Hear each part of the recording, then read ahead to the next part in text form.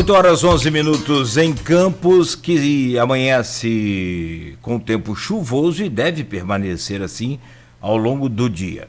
Nós voltamos com o Folha no Ar, primeira edição, hoje, quinta-feira, dia 7 de maio de 2020. O programa recebe o presidente da CDL Campos, o Orlando Portugal, e como eu disse no começo, expectativa de uma boa conversa, uma conversa excelente com o presidente da CDL, para a gente tomar um pouco mais de noção daquilo que está realmente acontecendo. Muita gente tem ficado em casa, eu me baseio no meu exemplo da minha família, então é só aquele mundo ali de casa, internet, aquela coisa. Então aí você tem a opção de ouvir e de assistir esse programa também pelas nossas redes sociais, aí, pelo Face, YouTube, nossa página, para você ter uma dimensão de fato do que está acontecendo. Ô Arnaldo, se você me permitir, e aí é claro, a gente sempre fala isso numa questão não só de educação e gentileza, mas por ordem da pauta, para poder não sair atropelando nada e acabar o programa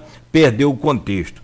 Mas eu gostaria de fazer uma pergunta mais que pessoal, mais para o empresário Orlando Portugal, pode ser? Antes de você voltar com a pauta aí. Tá, obrigado. Orlando, você é empresário. Aliás, eu conheço sua história, você já nos contou a sua história, contou aqui, inclusive, com Folha no Ar primeira edição, tinha a participação do Aloysio, que estava também apresentando o programa. E você, desde criança, trabalha, luta, hoje, né, venceu na vida, é um empresário de sucesso, tem a sua rede de farmácia, que é a Farmácia Vieira, e eu queria saber, você, por exemplo, não foi afetado com essas medidas de fechamento do comércio, porque a sua empresa é considerada um serviço essencial, evidentemente, né, é uma rede de farmácia. Mas mesmo assim você precisou fechar uma unidade agora recentemente, mas não com relação a isso. Eu gostaria que você avaliasse o seu movimento, porque a impressão que se tem é assim, a farmácia está vendendo muito, está todo mundo doente. Então eu gostaria que você avaliasse, na sua condição de empresário, o seu momento em especial para a gente entender um pouco mais. Por favor. Nesse momento, as empresas que estão abertas, quando o fechamento, de uma maneira geral, de outras unidades, tanto farmácia como supermercado, deu um boom aí de 3, 4 dias, onde as pessoas corriam de uma maneira bem significativa em busca de produtos que teriam que usar nos próximos 3, 4 meses, pensando até na possibilidade de uma falta de sua necessidade futura nas prateleiras desses segmentos. Mas isso não era uma realidade, não precisava ser feito isso. Muitas vezes nós até falávamos, não há necessidade disso, e falamos também em outras emissoras, em emissoras de TV. No primeiro momento, deu um boom de 3, 4 dias, mas hoje todas essas empresas, seja elas no ramo de farmácias e drogarias, ou seja elas no ramo de supermercados também, vem atingindo aí uma desaceleração na ordem de 28%, 30% do seu movimento, que era normal em outubro, novembro, né? Vamos botar assim, outubro, novembro, não podemos botar em janeiro e fevereiro, porque é um momento sazonal do município de Campos, onde famílias deslocam as praias. Então, em relação ao novembro, nós temos hoje uma queda em torno de 30%, 35%. Perfeito, obrigado. E é o que nós acreditamos, Claudinho, que vai acontecer, assim que for liberado o comércio, a gente acredita que vai acontecer isso. Que as pessoas, embora estejam liberadas a fazer o seu consumo, muitas delas, grupo de risco ou não, questão de idade, elas não vão sair em busca de produtos e serviços. Quando que a população do mundo pudesse imaginar que teria dinheiro e não poderia comprar? Ou que o dinheiro que tinha talvez não pudesse comprar suprimentos para a sobrevivência dele por algum certo tempo. Então, o nível de consumo e o nível de precaução em relação a recursos vai ser um outro fator preponderante na volta da normalidade, que seria a abertura dos comércios, tá? Porque o cliente, eu entendo que ele vai pensar duas vezes. Ele não sabe da retomada do vírus, ele não sabe por quanto tempo nós vamos enfrentar isso até que tenha uma vacina. Então, a desinformação e a insegurança é algo muito grande. Tá? E não podemos deixar também de pensar, Cláudio, existe hoje uma indústria de informação somente voltada às mortes. Mas a gente não vê nenhum noticiário no nosso Brasil com maior significância, como as redes de televisão que adentram nossas casas todos os dias, dizendo o número de pessoas que foram infectadas, mas não sentiram nada, o número de pessoas que foram infectadas, mas estão se recuperaram de uma maneira muito tranquila. Não, a gente só coloca lá como morreu, a quantidade de morte, a quantidade de caixão, e existe uma vontade de criação de pânico.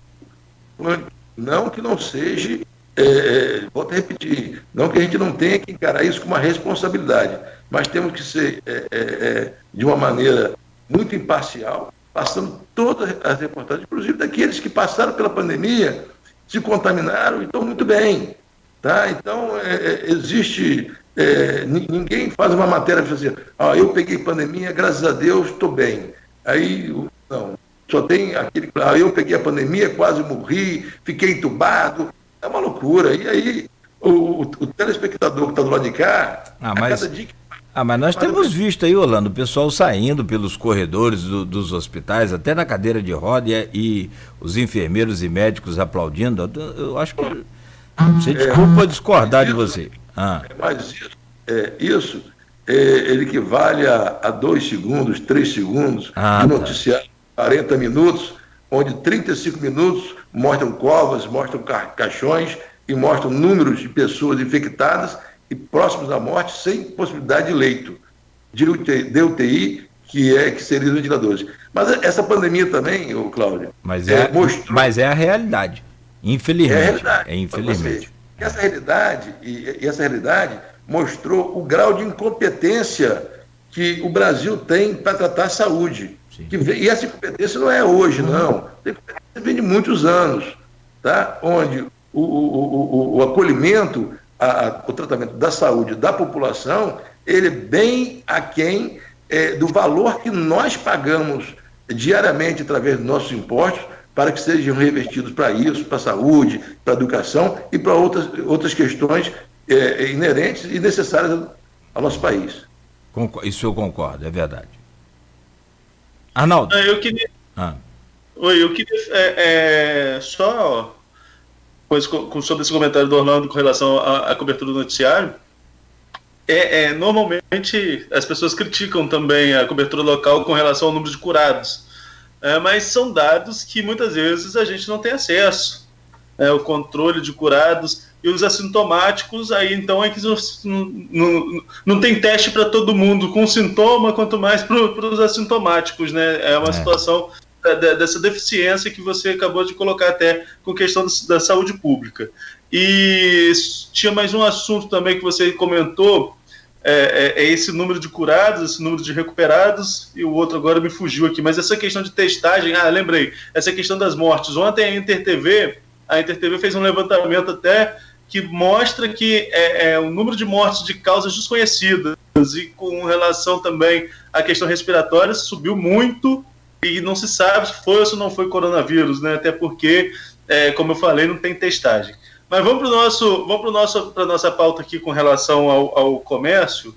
Só para interromper você um pouquinho, muitas vezes eu penso que o vírus do coronavírus, do Covid-19, ele é tão forte, que ele matou, inclusive, todos os outros agentes que estão na nossa atmosfera e matavam significativas pessoas, como H1N1, dengue, chikungunya, porque você não ouve falar mais disso, coqueluche, sarampo, e tuberculose, e aí eu posso dar um número, que ninguém fala isso, só fala em Covid. Aí você me desculpa discordar mais uma vez, mas o que acontece é o seguinte: a gente está na cobertura dessa pandemia. As outras doenças também matam. Só que os outros doentes estão perdendo leito por causa dos doentes de coronavírus. Esse é o grande problema. Aí você acaba... Isso mostra o nosso despreparo, infelizmente. Exato. O grande problema, no meu ponto de vista, não sou infectologista, não sou, pelo que eu estou acompanhando, é isso. A quantidade de pessoas infectadas pelo coronavírus acaba impossibilitando atender as pessoas que sofrem por outras doenças graves que estão aí ainda, né? Claro. Aloysio fez uma... Desculpa me interromper, e aí eu vou até me referir ao nosso grupo. O Aloysio fez uma... E aí é bom porque a gente fala da nossa região também, né? Mas eu sei que o Orlando está falando a nível de Brasil, tudo. E isso serve também, Orlando? É para o mundo todo. Apesar de que, né, o que a gente está falando é da gente. Mas os Estados Unidos não estavam também. Ninguém estava preparado para essa pandemia. Mas tem aquelas particularidades que o Orlando falou aí cedo com relação à questão dos investimentos dos impostos. O Aloysio fez uma matéria agora interessante sobre a ocupação dos leitos e o número de leitos em Campos. Eu não sei se o senhor viu no jornal impresso de domingo, e mostra que 70% dos leitos estão ocupados e não é com coronavírus. Então, as doenças continuam matando, infarto, o que o senhor falou aí, a própria dengue continua matando também, né? E deixar claro que eu ia retomar a fala e dizer o seguinte: isso não é crítica nem ao município, nem ao Estado, nem ao Brasil, nem ao mundo. É uma realidade. Nós não estávamos preparados para uma situação como essa. Então não tem jeito. Termos, nesse momento, retidão e contar com o que nós temos disponível para fazer o que é mais importante, que é salvar vidas. Exato. Orlando, eu vou voltando aqui para o nosso assunto de economia, que eu tinha levantado lá no bloco anterior, com questão à entrevista do Quintanilha na terça-feira. O Quintanilha pontuou aqui que Campos, diferente de outras cidades que agora começam a flexibilizar alguns setores, Campos já fez isso há muito tempo, desde o início, com a flexibilização, por óbvio, para os serviços essenciais, supermercado, postos de combustíveis, farmácias, enfim. Só que aí ele falou assim, não tinha sentido eu manter o posto de combustível aberto, considerando um serviço essencial, e fechar as autopeças, fechar as oficinas, e aí flexibilizou. A última flexibilização agora foi com as chamadas lojas de armarinho, né, de tecidos de aviamento, para a questão de confecção de máscaras, pensando nesse sentido. Como que tem sido feito esse planejamento escalonado, com a participação da CDL, para que se possa reabrir o comércio de alguns setores, e o que, na sua opinião, já poderia estar um pouco mais afrouxado, um pouco mais flexibilizado, e ainda o governo mantém fechado? Arnaldo, olha só, desde o primeiro momento, lá atrás, quando nós mudamos o horário do comércio, não sei se vocês se recordam, de 10 às 17, que levou uma semana, desde aquele momento, nós já tínhamos sido chamados para conversar em relação a essa questão.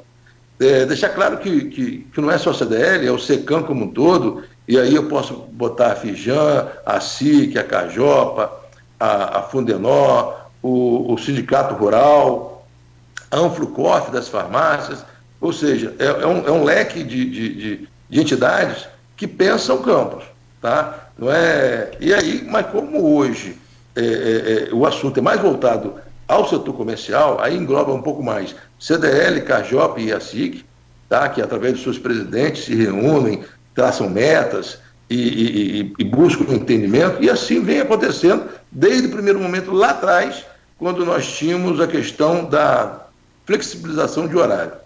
Tá?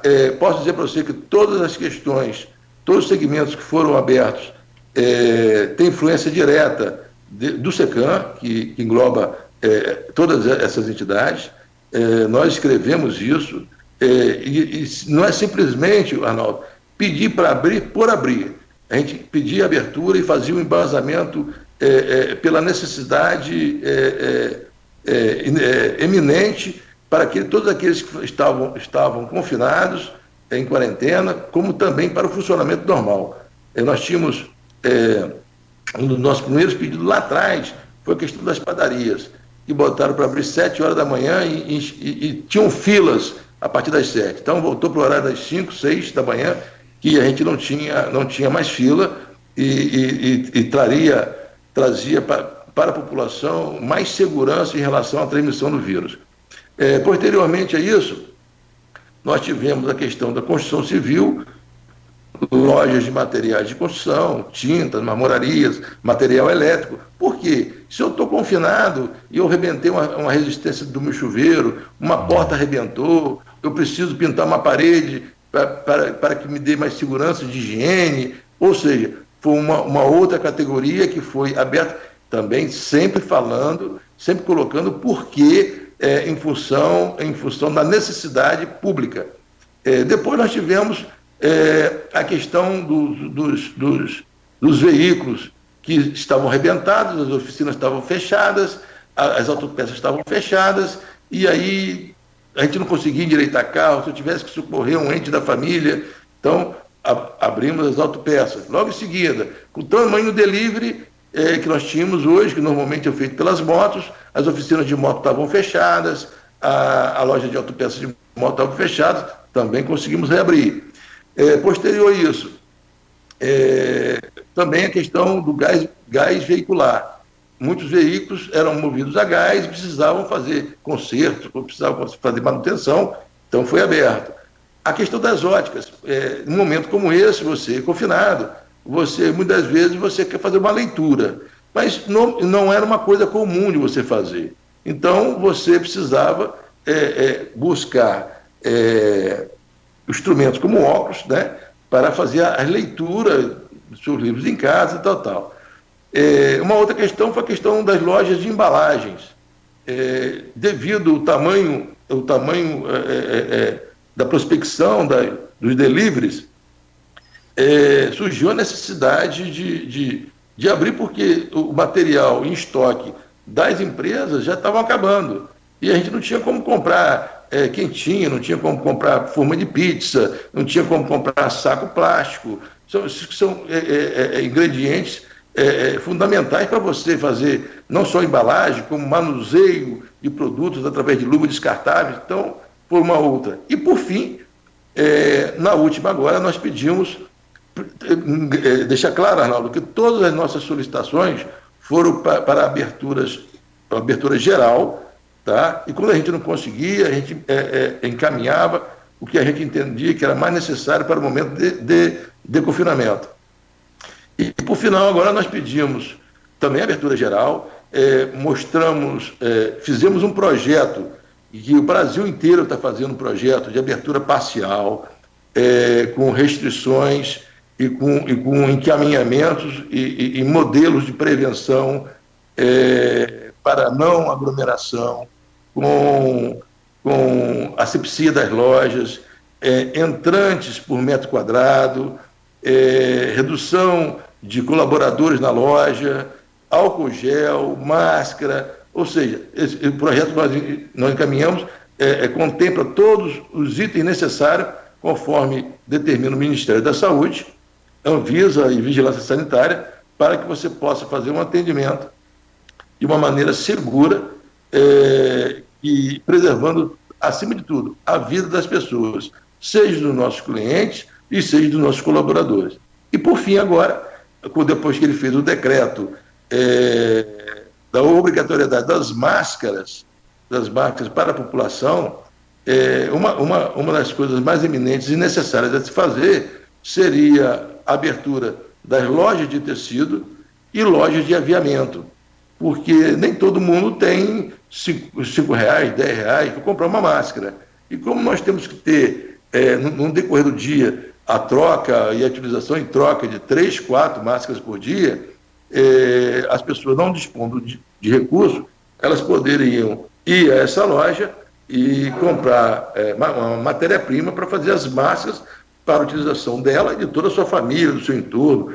Uma das coisas que nós vimos que é muito interessante várias pessoas no nosso município fizeram máscaras para fazer doação. Então, existe aí, dentro da nossa população, um movimento solidário muito importante, seja na questão da doação de cestas básicas, material para fazer refeições. Então, esse foi e nessa última também, nós pedimos a questão da abertura do estacionamento. Vou explicar para você por quê. Você se desloca hoje a um hospital de Campos para que você possa fazer uma internação, fazer uma consulta, ou o que seja, você não tem onde estacionar o seu veículo. Porque ou você deixa na rua para ser em local proibido, que vai ser em local proibido, porque próximo, você não tem como andar com o doente percorrer 100 metros com ele, 200 metros com ele. Então, normalmente, você tem que parar ele bem próximo ao hospital para socorrer o paciente. E aí, felizmente, você consegue fazer isso, mas infelizmente você está sujeito a multa, a reboque do seu veículo, o Detran está fechado, o seu carro vai ficar lá trancado por muito tempo. Então foi uma outra solicitação que a gente fez da abertura dos estacionamentos. Porque nós não, olha só, eu utilizo sempre estacionamento. E eu nunca me deparei qualquer estacionamento que tenha aglomeração. Normalmente as pessoas pagam, vão embora, chegam, saem. Normalmente ninguém chega lá de van com 30, 40 pessoas, nem de ônibus. Sempre um veículo com 1, 2 pessoas no máximo. E eu não consegui entender o porquê da não autorização. Mas deixar claro aqui, Arnaldo, que toda a nossa relação com o poder público tem sido de uma maneira muito produtiva. Campos hoje tem mesmo um avanço de abertura de segmentos muito maior do que várias cidades do estado do Rio de Janeiro. Eu acho que isso em função do SECAM, desde o primeiro momento, está se relacionando de uma maneira e um diálogo muito importante com o governo municipal, trazendo todas as nossas perspectivas. E, acima de tudo, entender o seguinte, que não existe lado, todos nós estamos de um lado só. E o lado primeiro, a preservação da vida. Isso é fundamental. E o segundo lado primeiro, a preservação dos CNPJ do nosso município, das pessoas que querem produzir, as pessoas que querem trabalhar, e volto a repetir, sempre com segurança, sempre com todos os manejos e meios para que isso aconteça. Nogueira, 8h34, continua ou a gente vai ao intervalo agora?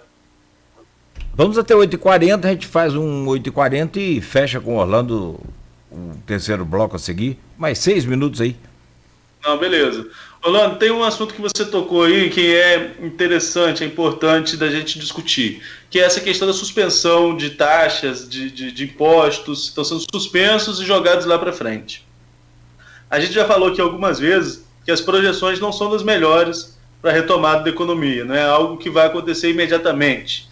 O comércio vai reabrir, tem que ver como que a população vai reagir a isso, quando que a população vai começar realmente a voltar para as ruas, a fazer essas compras, enfim. Tem o pessoal que está perdendo emprego também, e isso é menos dinheiro circulando na cidade, tem todo um contexto desse. E um pleito antigo de todo empresário é a questão de uma reforma tributária, uma carga tributária muito pesada no nosso país. Não sei se tem ambiente político para isso, acredito até que não. Mas não é o momento também das entidades de classe voltar a pressionar com relação a essa discussão em torno de uma reforma tributária do país, de enxugar um pouco esses tributos e pensando para agora, não é um momento já de começar a se dialogar com o poder público, de se suspender ainda mais, de se adiar ainda mais os prazos dessas taxas que estão para vencer? Bem, Arnaldo, na nossa primeira solicitação ao governo municipal foi, entre todas que nós fizemos, várias que nós fizemos, uma delas foi a prorrogação do pagamento de IPTU, ISS e outros produtos que pudessem conter a questão de impostos para que fossem prorrogados. De primeira mão, o governo municipal fez isso. O governo do estado ainda não fez muita parte dele. O governo federal, em relação à micro e pequena empresa, fez alguma coisa em relação ao Simples Nacional, mas entendemos que já existe uma discussão muito grande, Arnaldo, com a Federação do Estado, das CDLs do Estado, que colheu todos os documentos das CDLs municipais, e junto à Confederação das CDLs que estão lá em Brasília. Existe já fomos chamados, inclusive, pela equipe econômica lá para discutir alguns pontos. A gente sabe que uma das questões do plano de governo do presidente era a reforma tributária do nosso país, conforme foi a reforma da Previdência, mas, infelizmente, essa reforma da tributária, ela não entrou ela ainda continua nas comissões, né, e não entrou ainda definitivamente para pautar e votar. Infelizmente, Arnaldo, só teria uma maneira disso acontecer. Infelizmente, a população como um todo, e eu me incluo nela, nós pagamos tantos impostos que a gente não sabe nem quais impostos que a gente paga, né? De tanto imposto que a gente paga. Tiradentes, coitado, lá atrás morreu porque pagava, lutando contra 20%. Nós hoje pagamos quase 38%, 40% de impostos e ficamos quietos e aceitamos de uma maneira muito, muito, muito serena. Mas isso é em função da desinformação. No dia que foi implantado, nós conseguimos implantar, a nível estadual e federal, todas as notas fiscais que diga para a população que o produto dela custa 10, mas que ela está pagando 16 ou 17 de imposto, ou seja, R$ 6,70, R$ 5 em imposto, ela vai começar a dar mais valor ao seu dinheiro e vai começar a cobrar também, por consequência, dos governos, tanto municipais, estaduais e federais, o porquê que ela paga tanto e tem tanto pouco serviço. Então, eu acho que mais ou menos o caminho é educacional, acima de tudo, tá? E, posteriormente, uma reforma tributária que venha salvar e manter as empresas de maneira que elas consigam sobreviver. Todo mundo acha, Arnaldo, a grande maioria acha, que o empresário é o leão. Mas não é, não. O empresário, muitas vezes, é a vaca, que dá leite todos os dias, não só para todos aqueles que ele empreende e paga seus salários, mas para a teta maior, que é a teta dos impostos. Porque chova, faça sol, o imposto é certo. O imposto é certo para manter uma estrutura pesada, uma estrutura ineficiente que a gente tem no nosso país, em todos os seus âmbitos. Sim. E que já vão começar, a gente está vendo exemplos aí que a gente citou no primeiro bloco da Prefeitura de Campos, cortando a RPA, cortando contratados, cortando estágios, e isso é tendência de acontecer com todo mundo, né? Porque a queda de arrecadação de impostos também vai ser significativa para esses entes federativos, né? Na verdade, Arnaldo, a Prefeitura Municipal de Campos, primeiramente, ela é uma empresa, né? Mas só que ela é uma empresa pública. A Prefeitura Municipal ela não é diferente das empresas privadas, não. O que difere ela é que ela é uma empresa pública de prestação de serviço à sociedade e, de contrapartida, recebe impostos para que cumpra o seu dever constitucional. Tá? Então, eu entendo o seguinte, que o processo de gestão ele tem que funcionar em todos os setores, seja dentro também da nossa entidade, seja ele dentro da minha casa, das minhas empresas, e também no governo estadual, no governo municipal, no governo federal. Se você imagine só, hoje nós temos aí em torno de, parece que são 5 meses, que alguns funcionários, algumas linhas de trabalho do município não recebem. Esse dinheiro, ele impacta, a falta desse recurso no mercado faz com que o comércio e o setor produtivo tenham uma deficiência de receita e uma deficiência de geração de recursos no nosso município. Então, nós hoje temos o quê? Nós hoje temos uma pandemia, nós vamos ter no setor de serviços e comércio, que gera em torno de 120 mil empregos, nós vamos ter a demissão aí de 20, 25 mil pessoas. O Porto do Açu está parando, o Sesc Mineiro está parando, o município está parando. Sabe o que vai salvar esse país ainda, Arnaldo? Chama-se a agroindústria. É ela que vai salvar o país, que teve superávit agora no mês de março. Nós temos em Campos hoje uma das maiores safras de cana dos últimos 5, 10 anos. Tá? Deve gerar muitos postos de trabalho. A gente só não sabe se o preço vai ser competitivo para que eles consigam pagar o seu custeio e sair mais forte para o ano que vem.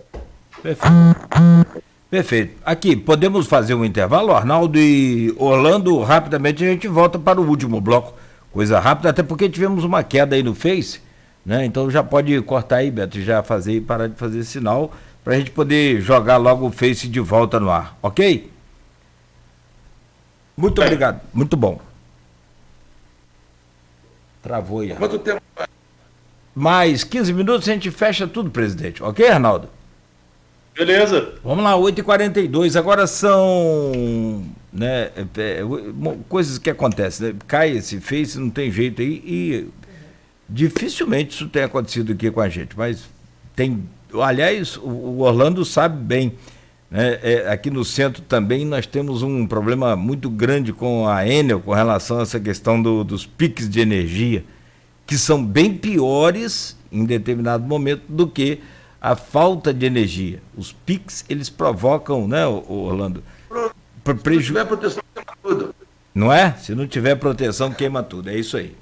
E principalmente a proteção de Deus, porque até os protetores às vezes não resistem.